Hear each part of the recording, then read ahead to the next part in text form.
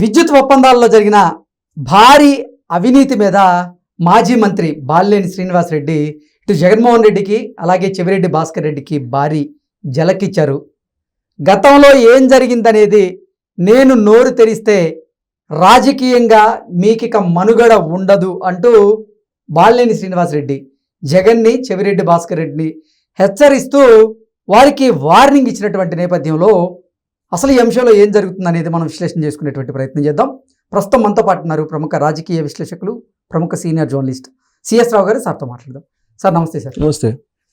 విద్యుత్ ఒప్పందాల విషయంలో అదాని జగన్మోహన్ రెడ్డికి లంచం ఇచ్చారు అనేటువంటి వార్తలు ఇప్పుడు సోషల్ మీడియాలో చక్కర్లు కొడుతున్న నేపథ్యంలో మాజీ మంత్రి బాలినేని శ్రీనివాసరెడ్డి దీని మీద స్పందించి ఇటు జగన్మోహన్ రెడ్డికి అలాగే చెవిరెడ్డి భాస్కర్ రెడ్డికి ఆయన వార్నింగ్ ఇస్తూనే నేను నోరు తెరిస్తే మీకు రాజకీయ భవిష్యత్తు ఉండదు అంటూ వార్నింగ్ ఇస్తున్నారు.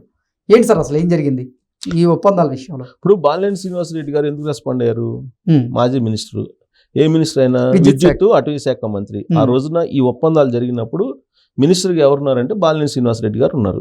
జనరల్ గా ఏ సీఎం అయినా సరే విద్యుత్ శాఖని చాలా అత్యంత విశ్వసనీయ పాత్రలకు ఇస్తూ ఉంటారండి. విద్యుత్ శాఖ అనేది అదొక పిచ్చుకల గూడు లాంటిది. జనరల్ గా అర్థం కాదు ఈ సబ్జెక్ట్ ఎవరికి కూడా. అందుకే ఈ సబ్జెక్ట్ లో కొంచెం మనం ఎంత డెప్త్ గా చెప్పినా కానీ మెగావాట్లు, గిగావాట్లని, యూనిట్ కానీ ఆ యూనిట్ అని ఈ యూనిట్ అని ఇన్ని చెప్పినా కానీ అర్థం కాదు చాలా మందికి.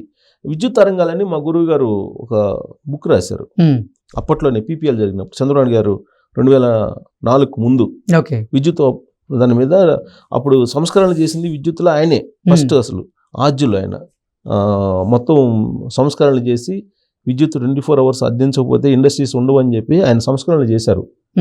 ట్రాన్స్మిషన్ లాస్ ఇవన్నీ చాలా ఉన్నాయి. సబ్జెక్టు పెద్ద సబ్జెక్ట్ అది. దాని మీద విద్యుత్ వలయమని ఒక బుక్ రాశారు రామచంద్రమూర్తి గారు, జర్నలిజం గురువు గారు. ఆయన బుక్ రాస్తుంటే అది నేను కూడా చదవాలని ప్రయత్నం చేశా. ఒక జర్నలిస్ట్గా మొత్తం చదవాలని ప్రయత్నం చేసి అర్థం చేసుకోవాలని ప్రయత్నం చేశా. కానీ అది చాలా డెప్త్ సబ్జెక్టు. అప్పటికప్పుడు అర్థం అయినట్టు ఉంటుంది. తర్వాత మళ్ళీ మనం ఈ మెగావాట్లు, గిగావాట్లు, ఆ రేట్లు, పీపీఎల్ అంటారు, అవి అంటారు, ఇవి అంటారు, ఒప్పందాలు, డిస్కమ్లు అంటారు, ఇవన్నీ చాలా కన్ఫ్యూజన్. సరే, ఆ కన్ఫ్యూజన్ లేకుండా మనం విశ్లేషణ చేసేటువంటి ప్రయత్నం చేద్దాం. బాలినేని శ్రీనివాసరెడ్డి గారు విద్యుత్ శాఖ మంత్రిగా ఉన్నారు. ఆయనకి తెలియకుండా ఆ శాఖలో ఏం జరగడానికి లేదుగా. సహజంగా ఏ శాఖకు సంబంధించిన మంత్రి ఆ శాఖకు సంబంధించినటువంటి మొత్తం ఆయన కనుసన్నలోనే జరుగుతాయి కూడా. అలా జరగకపోతే దాని చట్టవిరుద్ధం అంటారు. అంతే కదా, ప్రజాస్వామ్యం కాదంటారు. Simple, very simple logic. ఇప్పుడు బాలినేని శ్రీనివాసరెడ్డి గారు ఏం చెప్తున్నారు? ఒకరోజు అర్ధరాత్రి వేళ నాకు విద్యుత్ శాఖ సెక్రటరీ ఫోన్ చేశారు. శ్రీకాంత్ అని అతను సెక్రటరీ ఉండేవాళ్ళు. అతను నాకు ఫోన్ చేసి ఫైల్ మీద సంతకం పెట్టాలి, వస్తున్నాను, ఫైల్ తీసుకొని వస్తున్నాను అని చెప్పారు. ఏం ఫైల్లో ఏంటంటే చెప్తానని చెప్పారు తప్పి ఆ ఫైల్ తీసుకొచ్చి సంతకం పెట్టుకొని రమ్మన్నారు అని స్టడీ చేయాలి కదా అని చెప్పాను.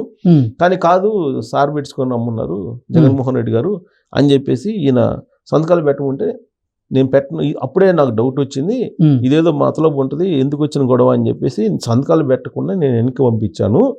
సీన్ కట్ చేస్తే మరుసటి రోజు క్యాబినెట్ లో ఈ ఫైల్ పెట్టారు అని అన్నారు. ఇది ఆయన అన్నది. సో ఇక్కడ ఎవరైతే జగన్మోహన్ రెడ్డి గారిని సపోర్ట్ చేస్తూ ఉన్నారో, ఎవరైతే జగన్మోహన్ రెడ్డి గారిని ఇప్పటికీ కూడా వెనకేసుకు రావాలని ప్రయత్నం చేస్తున్నారో, ఈ ఎపిసోడ్ని, ఆయన చెప్పిన ఎపిసోడ్ని యాక్సెప్ట్ చేస్తారా లేదా అనేది నేను వాళ్ళకి వదిలిపెడదాం. అది ప్రజాస్వామ్యంలో యాక్సెప్ట్ చేయొచ్చు, యాక్సెప్ట్ చేయకపోవచ్చు, అది వాళ్ళ ఇష్టం. జనరల్గా నాకు తెలిసిన నాలెడ్జ్ ప్రకారం ఒక మంత్రికి తెలియకుండా, మంత్రి యాక్సెప్టెన్స్ లేకుండా క్యాబినెట్ లో ఆమోదం పొందదు ఆయన సంతకం పెట్టకుండా. విచక్షణాధికారాలు ఉంటాయి, కొన్ని చేయొచ్చు. చేసినప్పుడు దాని వెనక కిట్ ప్రోకో ఏం నడిచింది అనేది అనుమానం వస్తుంది కదా ఎవరికైనా. ఇప్పుడు ఆయన సంతకం పెట్టలేదు, ఆయన సంతకం పెట్టకపోతే కారణం ఏంటి? ఆయన చెబుతున్నాడు కదా దాంట్లో ఏదో మతలబు ఉంది, అందుకే నేను పెట్టలేదు అని.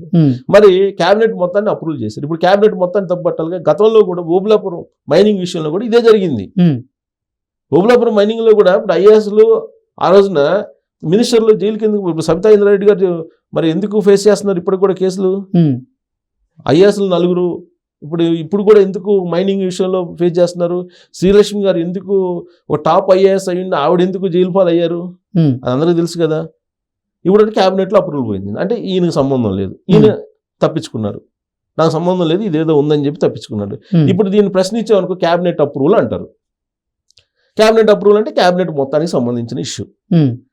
అప్పుడు ఏమవుతుంది, డైల్యూట్ అయిపోద్ది ఇష్యూ, అంతేగా, డైల్యూట్ అయిపోద్ది. అయితే ఇక్కడ ఈయన చెప్తుంది ఏంటంటే అర్ధరాత్రి పూట సంతకం పెట్టమని ఫైల్ పంపించారు, ఆ ఫైల్ ఏందో కూడా నాకు తెలియదు, తెలియకుండా సంతకాలు పెట్టమని పంపించారు అని అంటే ఒక మంత్రికి స్టడీ చేయకుండా, స్టడీ చేసే అవకాశం లేకుండా సంతకాలు పెట్టించుకొని రమ్మని చెప్పి ఒక సెక్రటరీని పంపించి సంతకాలు పెట్టించుకొని రమ్మని అంటే మరి అదేం ప్రజాస్వామ్యం? జగన్మోహన్ రెడ్డి గారి ప్రజాస్వామ్యం ఆ రోజున ప్రభుత్వం.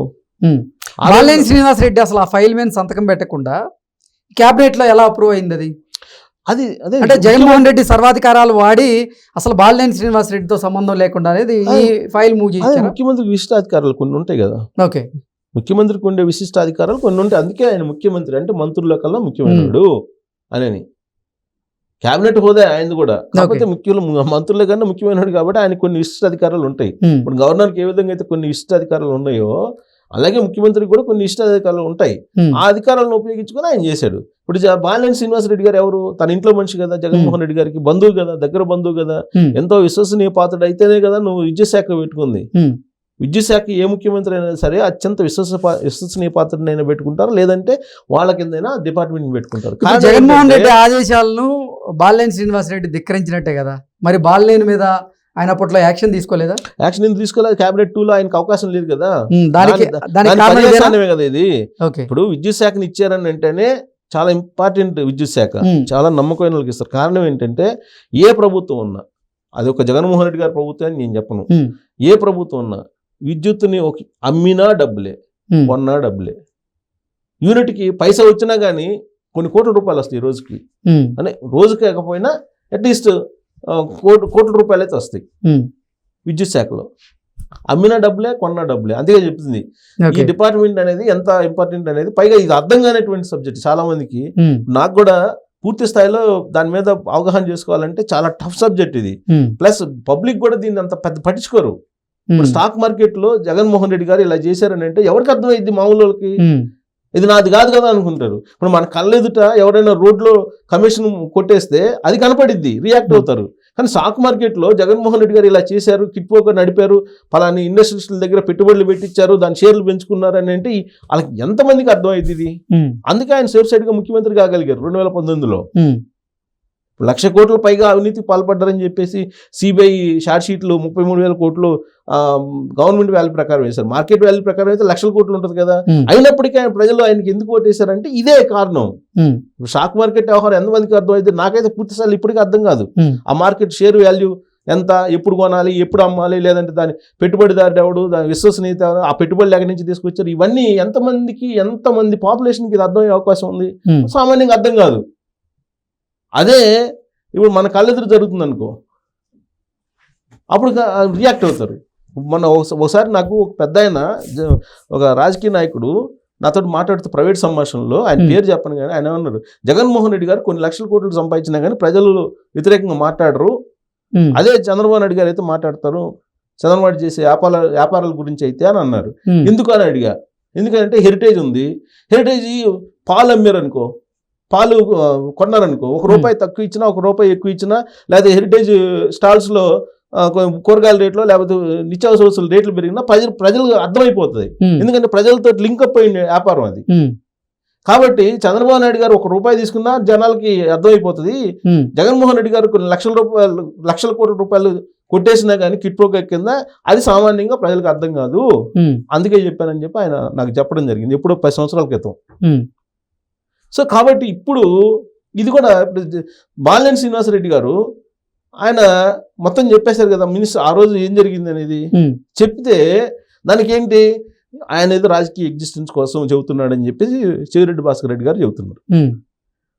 ఇప్పుడు కొత్తగా జరిగినటువంటి పార్టీ జనసేన పార్టీ, ఆ జనసేన పార్టీలో ఆయనకి ఏదో స్థానం లేదు, ఆ స్థానాన్ని పెంచుకునేదానికి ఈ విధమైనటువంటి ఆరోపణలు చేస్తున్నారు. మరి చంద్రబాబు నాయుడు అప్పుడు కొన్నారు కదా పీపీఎల్, అప్పుడు ఎక్కువ రేటు పెట్టి, దానికన్నా మేము తక్కువ రేటుకి కొన్నాం కదా అని చెప్పి లాజిక్ చెప్పారు ఆయన.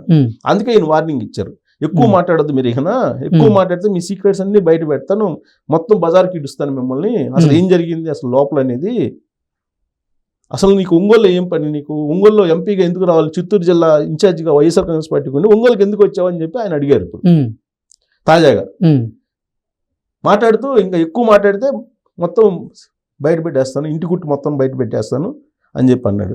ఇంకొకళ్ళైతే ఈ పాటి బయట పెట్టిన వాళ్ళే, బాలినేని కాబట్టి బయట పెట్టాల. ఎందుకంటే బాలినేని శ్రీనివాసరెడ్డి ఇప్పుడు కూడా తొందరగా విమర్శించరు ఎవరిని. నాకు తెలిసినంత వరకు ఆయన దాదాపు 20 సంవత్సరాల నుంచి తెలుసుండే నాకు తెలిసినంత వరకు ఎవరిని ఆయన ఉద్దేశపూర్వకంగా విమర్శించరు ఎవరిని.